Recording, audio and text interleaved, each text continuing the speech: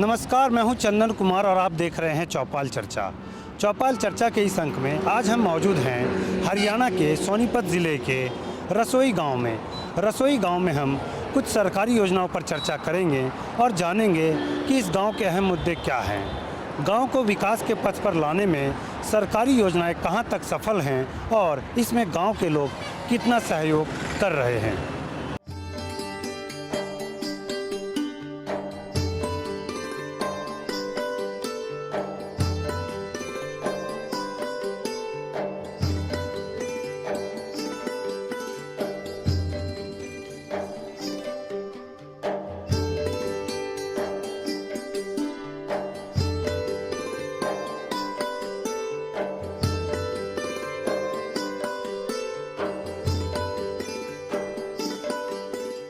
रसोई गांव में हमारे साथ कई लोग मौजूद हैं। यहाँ गांव में किसानों से कई मुद्दों पर चर्चा करेंगे, लेकिन सबसे पहले जानते हैं कि इस गांव का नाम रसोई क्यों पड़ा। कहते हैं कि इसका इतिहास करीब 1000 साल पहले शुरू होता है। तो आइए हम इसके बारे में जानने की कोशिश करते हैं। आप पहले अपना नाम बताएं। आज़ाद सिंह खरेटा। आज़ाद जी, रसोई नाम क्यों पड़ा आपके गाँव का? हमारे गांव का यहाँ हमारे गांव के पास में एक सफियाबाद गांव है, वहाँ पंडितों का गांव था। वो उसमें एक पंडित अच्छे ऊंचे घराने का था। उसमें जो है एक उसकी लड़की जवान हो गई, तो उसके घरवाली बोली कि मेरी लड़की अपनी लड़की के लिए ऐसा लड़का देखना जैसा कि हमारा ये रसोईया है। जो खाना बनाने वाला आदमी जो रख रखा था घर में नौकर, उस लड़के के साथ वो अनमैरिड लड़का था। तो वो कई साल तक घूमता रहा, उसको लड़का नहीं मिला। कोई घर आके अपनी औरत से बोला कि कोई ऐसा लड़का नहीं मिला जैसा कि हमारा रसोईया है। तो उन्होंने जो है फिर आपस में सलाह मिला के बोले इसी लड़के के साथ लड़की की शादी कर दो। उन्होंने जो यहाँ ला के और उस लड़की के अपने उस रसोईया के फेरे फेर दी और यहीं बसा दिया उसको। उसके बाद में इस गांव का इनाम जो है, इस जगह का नाम रसोई गिरा पड़ा है। यहाँ फिर जाट आके बसते चले गए और तो ये बढ़ता चला गया और उस पंडित की बसाई हुई है ये रसोई। तो बड़ी ही रोचक कहानी है।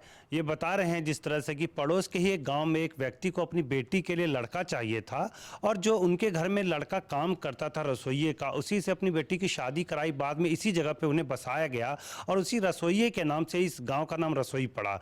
रसोई नाम का गांव जो है लोग बताते हैं कि भारत में कहीं और नहीं है। आइए कुछ और बात करते हैं। अच्छा, ये रसोई गाँव की आबादी कितनी है? 3500 के करीब। इस गांव में खेती की बात करें तो किस किस चीज़ की खेती होती है? यहाँ गेहूँ से लेके हर एक चीज़ की फसल होती है।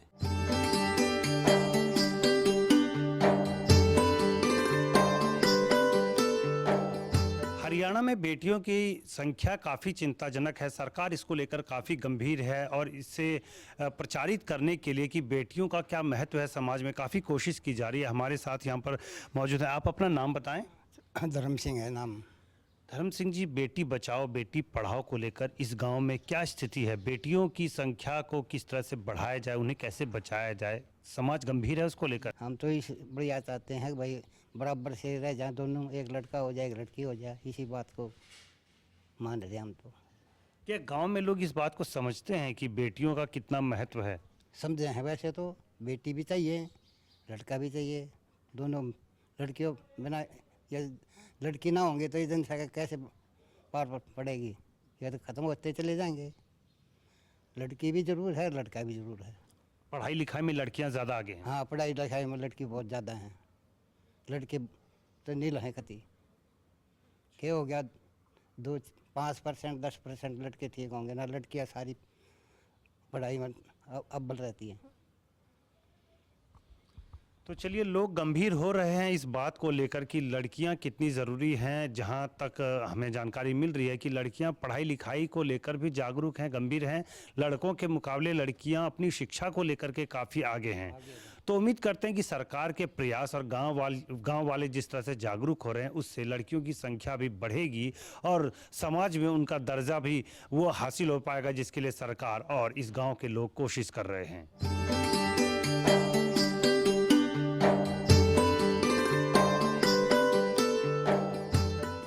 अब लड़कियों को चाहता नहीं, लड़कों को चाहते हैं। क्या कारण है इसके पीछे? भाई ये कारण तो अब सामाजिक बात है। लड़का है तो मेरा है और लड़की है तो पराई है। वो पराई को रखने के लिए कोई तैयार नहीं। लड़की का पराया धन है, उसको कोई रख के राजी नहीं। लड़का है तो मेरा है, मैं लड़के को चाहूँगा। क्यों? मेरे घर का चिराग है। लड़की पराए घर जाएगी, दूसरे का कमाएगी, तो मैं क्यों चाहूँ लड़की को। बेटी मतलब कम है, यहाँ भी बेटे ज़्यादा हैं। लोग सोचते हैं इस मुद्दे पर गंभीरता से? सोचते हैं, लेकिन ये तो समस्या ही है, बनी हुई है। क्यों है ये समस्या? अब इसके बारे में तो कुछ कह नहीं सकते कि बेटे ज़्यादा हैं, बेटी कम है।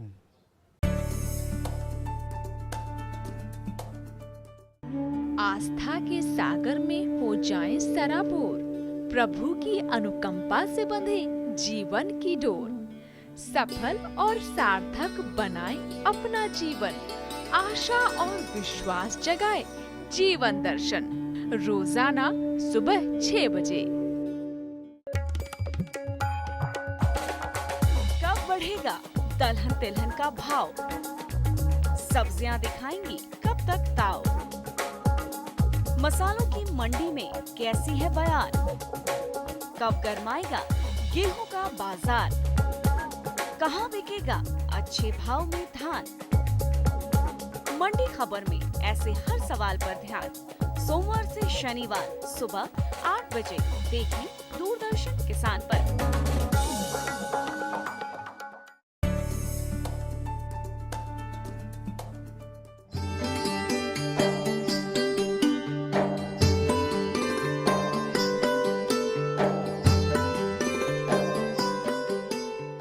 फिलहाल हम रसोई गांव के एक आंगनबाड़ी केंद्र पर मौजूद हैं। यहां कन्या भ्रूण हत्या को रोकने के लिए और महिलाओं को जागरूक करने के लिए कई तरह की सूचनाएं दी गई हैं। आप देख सकते हैं कि सामने किस तरह से बोर्ड पर यह जानकारी दी गई है कि कन्या भ्रूण हत्या को रोकें। कन्या भ्रूण हत्या एक अपराध है, साथ ही साथ समाज में बेटियों की क्या अहमियत है इसको लेकर के भी सूचना दी गई है। सरकार बेटी बचाओ बेटी पढ़ाओ को लेकर काफ़ी कोशिश कर रही है कि लोगों को इसकी जानकारी मिले। हरियाणा में कन्या भ्रूण हत्या एक बड़ा मुद्दा है। इसके अलावा यहाँ पर जो है बेटे और बेटी की जो संख्या है, जो आबादी है, उस अनुपात को नियंत्रित करने की कोशिश भी की जा रही है। इस आंगनबाड़ी केंद्र पर हमें एक और सूचना मिलती है, ये एक बेहतरीन सूचना है। आप देख सकते हैं कि गुड्डा और गुड्डी जो लड़के और लड़कियां पैदा हुई हैं पूरे माह में, उसकी जानकारी यहाँ पर दी गई है।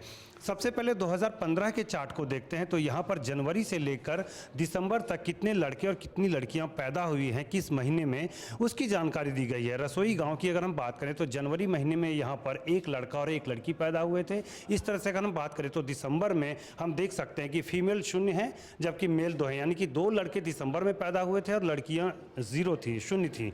इसके अलावा यहाँ पर हम देख सकते हैं कि फीमेल यानी कि लड़की 1 है और लड़के 2 हैं। जबकि फरवरी महीने की जानकारी जो दी गई है तो इस गांव में 2 जो है वो लड़कियां पैदा हुई थी जबकि लड़के पैदा नहीं हुए हैं फरवरी महीने में। यह जानकारी है। इसके अलावा एक और अहम जानकारी जो यहां पर दी हुई है, अप्रैल 2015 की ये सूचना है। कुल जनसंख्या की अगर हम बात करें तो इस गांव की दी हुई है, यहां पर 557 जो है पुरुष और 697 स्त्रियां। ये एक साल पुराना आंकड़ा है, आंकड़ा बढ़ा है, लेकिन ये काफ़ी महत्वपूर्ण सूचना है। इस तरह से हम देख सकते हैं कि हर एक उम्र के वर्ग में कितनी लड़कियां और कितने लड़के इस गांव में हैं उसकी जानकारी दी गई है, ताकि लोग जागरूक रहें, सूचित रहें, हमेशा उनको ये जानकारी मिलती रहे कि यहाँ पर आबादी का, जनसंख्या का अनुपात क्या है। तो इस तरह की सूचना देकर के लोगों को जागरूक करने की कोशिश की जा रही है। जो यहाँ पर आंगनबाड़ी कार्यकर्ती हैं वो भी घर घर जाती हैं और लोगों को बताती हैं कि कन्या भ्रूण हत्या को कैसे रोक सकते हैं, गर्भवती महिलाएं अपना ख्याल कैसे रख सकती हैं। इन सारे मुद्दों पर यहाँ पर आंगनबाड़ी कार्यकर्ती से बात करेंगे और जानेंगे कि उनकी तरफ से कन्या भ्रूण हत्या को रोकने के लिए और हरियाणा में लिंग अनुपात को नियंत्रित करने के लिए क्या प्रयास किए जा रहे हैं।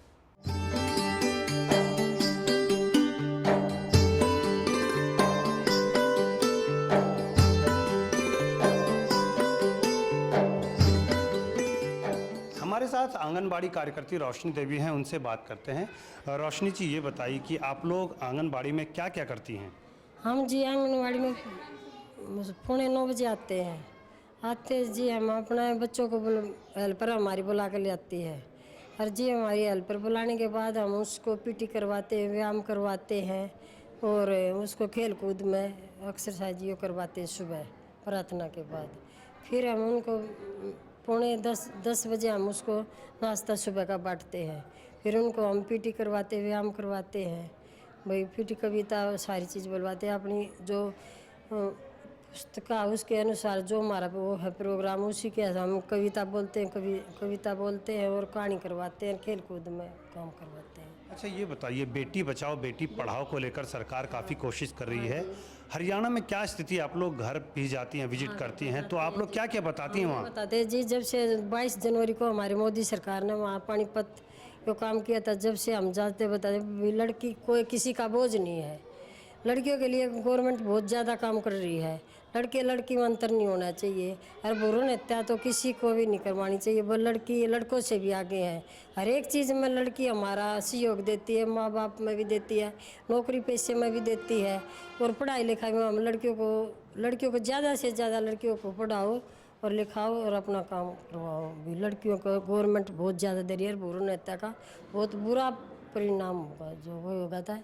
अगर कोई बताता है तो उसको भी हम इनाम दिवाते हैं इस चीज़ में। अब भाई कोई भ्रूण हत्या में कोई बता भी दे हमारे से, हम ये बताते हैं कि भ्रूण हत्या नहीं करवानी चाहिए।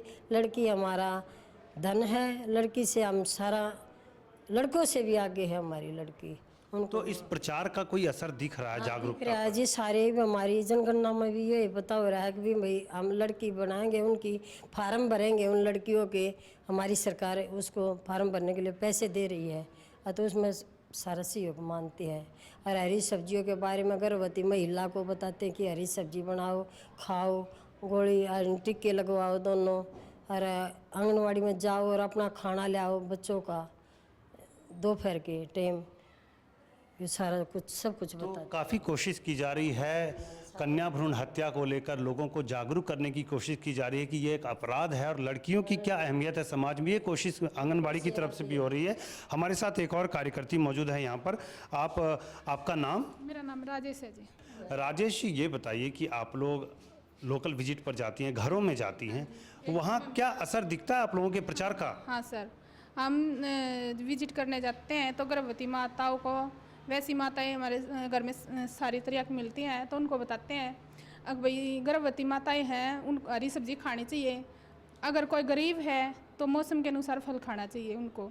और भ्रूण हत्या करवाना हमारा पाप है, क्योंकि मोदी जी ने अब इतनी अच्छी स्कीम निकाल ली है, आपकी बेटी हमारी बेटी। उसमें हमें अगर लड़की होती है, एक लड़की या 2 लड़की और 3 भी होती है, तो उनको भी फार्म भरते हैं हमें।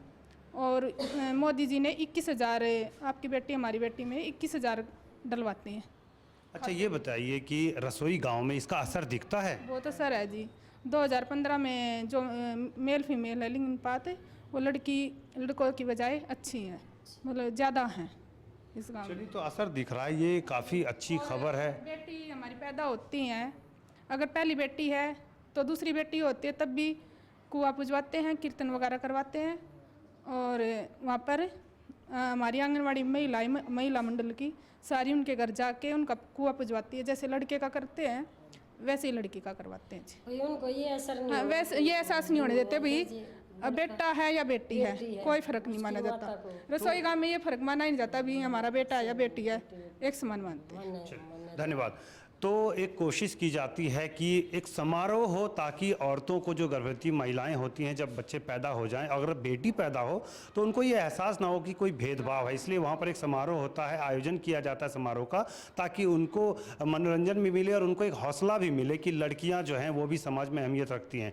कोशिश जो है वो सफल हो रही है। जिस तरह से सूचना मिल रही है कि लिंग अनुपात जो इस गाँव में बेहतर हो रहा है, आंकड़े भी यही बताते हैं।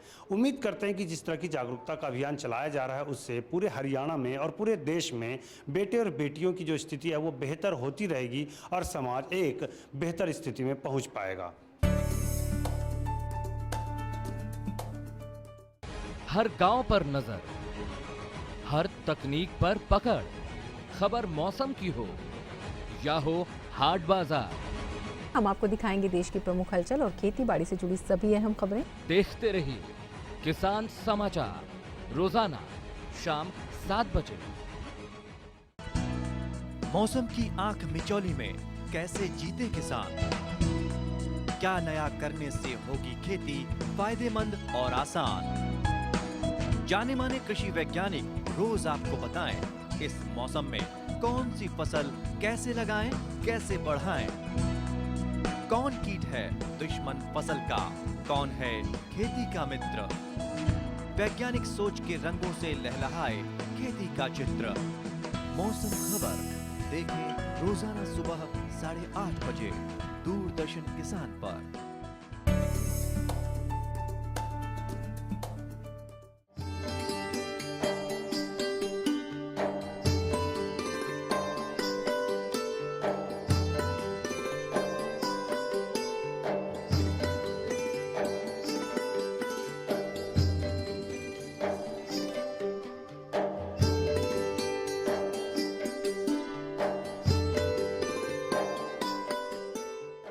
फिलहाल हम मौजूद हैं रसोई गांव के एक विद्यालय में। यहाँ पर गणित की कक्षा चल रही है। हम माफ़ी चाहेंगे कि हमने इस कक्षा को बीच में रुकवाया है। कुछ सूचनाएं हमें चाहिए कि इस गांव में कितनी जागरूकता है पढ़ाई लिखाई को लेकर के। हमारे साथ यहाँ के शिक्षक मौजूद हैं। आपका नाम? मेरा नाम जसवीर सिंह चौधरी है। मैं यहाँ गणित का अध्यापक हूँ और गांव के अंदर जैसा कि एजुकेशन के बारे में ये प्रधान जी और गांव के जितने भी जो मेंबर्स हैं निर्वाचित, उन लोगों ने पढ़ाई के बारे में बहुत ही ध्यान दिया है और स्वच्छता के बारे में भी। और गांव में सर्वे करवा रहे हैं कि जो बच्चे स्कूलों में नहीं आ रहे उनका भी एडमिशन स्कूल में करवाया जा रहा है, ताकि स्कूल में शुरू से ही पढ़ाई पर जोर दिया जाए जैसा कि सरकार जोर दे रही है। तो उसके लिए गाँव के अंदर सफाई के लिए भी, बच्चों के अंदर भी श्रमदान भी और पूरे गाँव वाले भी श्रमदान कर रहे हैं, जिससे कि गाँव के अंदर स्वच्छता बनी रहे और पढ़ाई पर तो विशेष योगदान दिया ही जा रहा है। तो अच्छी बात है कि गांव के लोग भी काफ़ी सहयोग कर रहे हैं यहाँ पर साफ़ सफाई स्वच्छता को लेकर के। अब कुछ बच्चों से बात करेंगे और जानेंगे कि उनको स्कूल में क्या क्या सिखाया जाता है। आइए शुरुआत यहाँ से करते हैं। आपका नाम? पिंकी कुमारी। पिंकी, ये बताइए कि स्कूल में साफ़ सफाई स्वच्छता को लेकर क्या क्या सिखाया जाता है? हमारे स्कूल में साफ़ सफाई व्यवस्था के लिए बहुत चीज़ सिखाई जाती है। जैसे कि यहाँ कूड़ा कचरा हो तो उसे उठा के डस्टबिन में डाल दिया जाए, कहीं भी आसपास अपने गंदगी हो उसे सफाई रखें, आदि चीज़ें सिखाई जाती है। अच्छा, ये बताइए कि गांव में दिखता है कि लोग जागरूक हैं, यहाँ के आपके घरों में लोग साफ़ सफाई स्वच्छता रखते हैं? हाँ, दिखता है कि यहाँ पर जागरूक हैं लोग। अगर किसी कोई पढ़ता नहीं है तो उसकी मम्मी भी आती है। मतलब तो पढ़ाई लिखाई को लेकर भी जागरूकता है। आप बताइए, आपका नाम? दीपिका। दीपिका, ये बताइए कि साफ़ सफाई स्वच्छता के बारे में कितनी जानकारी है आपको? साफ़ सफाई हमारे लिए बहुत ज़रूरी है। साफ़ सफाई जैसे हमारी क्लास में साफ़ सफाई होती है, हमें अपने घर में भी, अपनी गली सभी को साफ़ सुथरा रखना। इससे हमें बीमारियों से बचने का होगा। नहीं तो साफ़ सफाई नहीं होगी तो हम बीमार भी हो सकते हैं, गंदगी ज़्यादा फैलेगी और वातावरण सुंदर भी नहीं दिखेगा। चलिए, तो स्वच्छ भारत अभियान के पीछे जो उद्देश्य है वो उद्देश्य जो है यह गांव पाता हुआ दिख रहा है। कुछ और बच्चों से बात करेंगे। बच्चों की उपस्थिति स्कूल में हो, इसके लिए योजना चलाई गई है mid day meal. Mid day meal का असर कई इलाकों में देखा गया है। आपका नाम बताइए? मेरा नाम धनंजय है। धनंजय, मिड डे मील मिलता है स्कूल में? जी सर। क्या क्या मिलता है? हमें जो रोटी सब्जी दलिया वगैरह, हमें हर पौष्टिक चीज़ मिलती है यहाँ। स्कूल आकर मिड डे मील खाकर अच्छा लगता है? जी हाँ। चलिए, तो मिड डे मील का असर बच्चों में है। बच्चे काफ़ी इसको लेकर के जागरूक हैं कि पढ़ाई लिखाई भी ज़रूरी है। इसके अलावा स्कूल में बच्चों की उपस्थिति बढ़े, इसके लिए मिड डे मील की जो योजना शुरू की गई है उसका काफ़ी असर स्कूलों में दिखता है और बच्चों को मिड डे मील मिलता है। इसमें साफ़ सफाई और स्वच्छता का भी ख्याल रखा जाता है, खाना दूषित ना हो ये भी ध्यान रखा जाता है। और सबसे बड़ी बात यह है कि हम देख सकते हैं कि गाँव के स्कूल में लड़के और लड़कियाँ दोनों जो हैं काफ़ी अच्छी संख्या में मौजूद हैं। तो इसका असर जो है लोगों की जागरूकता पर हो रहा है। बच्चे बड़े गांव के सारे लोग जागरूक हो रहे हैं कि पढ़ाई ज़रूरी है, लड़कियों की संख्या को नियंत्रित रखना ज़रूरी है, उनकी संख्या को बढ़ाए रखना ज़रूरी है। कुल मिलाकर के रसोई गांव में एक अच्छी स्थिति देखने को मिलती है।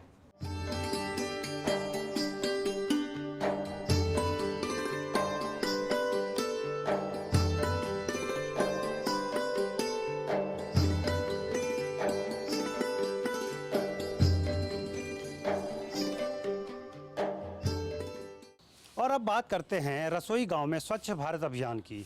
आप देख सकते हैं हमारे पीछे यहाँ पर सफाई अभियान चल रहा है। सफाई कर्मचारी जो हैं वो गांव को, गलियों को साफ करने में लगे हुए हैं और ये सारा काम जो है गांव के प्रधान की निगरानी में हो रहा है। वो देखते हैं कि गांव साफ सुथरा रहे, जो कोशिशें की जा रही हैं वो सफल हों, लोगों को बीमारियां ना लगें, इससे बचा जा सके। हमारे साथ गाँव के प्रधान मौजूद हैं। आप पहले अपना नाम बताएँ। मेरा नाम अंकुर है जी, गाँव रसोई है अपना जी। रसोई गांव में साफ सफाई स्वच्छता को लेकर क्या स्थिति है और आपकी तरफ से क्या प्रयास किए जाते हैं? हम अपने गांव सफाई पूरे नरेंद्र मोदी की उस पर पूरे सफाई अभियान चलाया हुआ है और 200 से पूरे गांव की सफाई का अभियान चलाया हुआ है। कहीं गंदगी नहीं है। वाल्मीकि भाई जो है, हरिजन भाई जो लगे हुए हैं, उनको पूरी तरह से देख रेख में पूरी तरह सुबह लगता हूँ उनके अला और शाम को 4-5 बजे तक उनको कंटिन्यू अपने आगे काम करवाता रहता हूँ। अच्छा, गांव के लोग जागरूक हैं सफाई स्वच्छता को लेकर? हाँ जी, कोई किसी जाके पूछ सकते हो आप। पूरा गांव पूरा साफ सफाई अभियान पूरी दौर से लगा हुआ है। तो गांव भी है जो वो जागरूक है, लोग भी कोशिश करते हैं कि साफ सफाई स्वच्छता रखी जाए और उसी की निशानी हम यहाँ पर देख रहे हैं। हमारे पीछे जो सफाई का काम चल रहा है, स्वच्छता बरकरार रखी जाए गांव में ताकि लोगों को बीमारियां ना लगे, ये कोशिश की जाती है। तो कुल मिलाकर कह सकते हैं कि स्वच्छ भारत अभियान जो है उसकी सफलता यहाँ देखी जा सकती है। लोग जागरूक हैं और कोशिश करते हैं कि गाँव को साफ स्वच्छ रखा जाए। लेकिन एक तरफ जहां रसोई गांव में लोग इस बात को लेकर जागरूक हैं कि गंदगी बीमारियां पैदा करती हैं, वहीं दूसरी तरफ इस तालाब को देख सकते हैं जहां पर कचरे का ढेर पड़ा हुआ है। पूरे गांव की गंदगी इसी तालाब में आकर गिरती है और कहते हैं कि इस पॉलीथीन ने गांव को तबाह कर रखा। आप देख सकते हैं कि कूड़े के रूप में इस तालाब में ज़्यादातर पॉलीथीन है। काफ़ी कोशिश की जाती है कि लोग पॉलीथीन का इस्तेमाल नहीं करें। कई जगहों पर इस पर प्रतिबंध भी लगाया गया है ताकि पॉलीथीन से नालियां, सड़कें गंदे ना हो, जाम ना हो। लेकिन फिर भी हम देखते हैं कि एक तरफ गांव में सफाई है तो दूसरी तरफ पॉलीथीन ने इस गांव को एक दूसरा ही रूप दे दिया है, जो कि बदतर रूप है। गंदगी की वजह से लोग काफ़ी परेशान रहते हैं। पॉलीथीन ने सारे नालियों को जाम कर रखा है और चूँकि गाँव भर का पानी जो है, गंदा पानी नालियों के द्वारा इसी तालाब में आता है, इसलिए लोग परेशान रहते हैं। मच्छर काफ़ी ज़्यादा इस तालाब में पैदा होते हैं जो बीमारियों का घर है। मच्छरों की वजह से कई तरह की बीमारियां जो है वो गांव के लोगों को होती हैं। तो कुल मिलाकर हम देख सकते हैं कि इस गांव के दो रूप हैं जहां तक साफ सफाई और स्वच्छता का सवाल है। एक तरफ गांव के लोग सड़कों को, गलियों को, घरों को साफ रखने की कोशिश करते हैं, वहीं दूसरी तरफ हम देखते हैं कि घरों से, नालियों से जो पानी बहकर आता है वो इस तालाब में जमा होता है। कोशिश की जाती है तालाब को साफ कराने की, लेकिन लगातार गिरते पानी से तालाब फिर गंदा हो जाता है और यह एक बीमारी का घर बन जाता है। सफाई जो झोड़ में इतना पानी है और जो गांव के बीच में झोड़ है वो जो मच्छर, मक्खी और कीड़ा काटने का भी बहुत दुख है। तो उसकी भी कोई ऐसा होना चाहिए सफाई, उसका ऐसा होगा पानी की निकासी हो जाए किसी साइड में, वो पानी की निकासी नहीं है झोड़ की, ये समस्या भी है। जागरूक तो हैं सफाई वाले, मतलब नाली नोली साफ करने वाले आए हैं, सफाई कर रहे हैं। सब अपने बारने आगे सब सफाई कर रहे हैं, साफ सफाई सब कर रहे हैं अपने बारने आगे। अब तो तकरीबन सब के घर में ये शौचालय है, तकरीबन सब बगे में है। कोई घर ऐसा नहीं आज जिसमें शौचालय ना हो।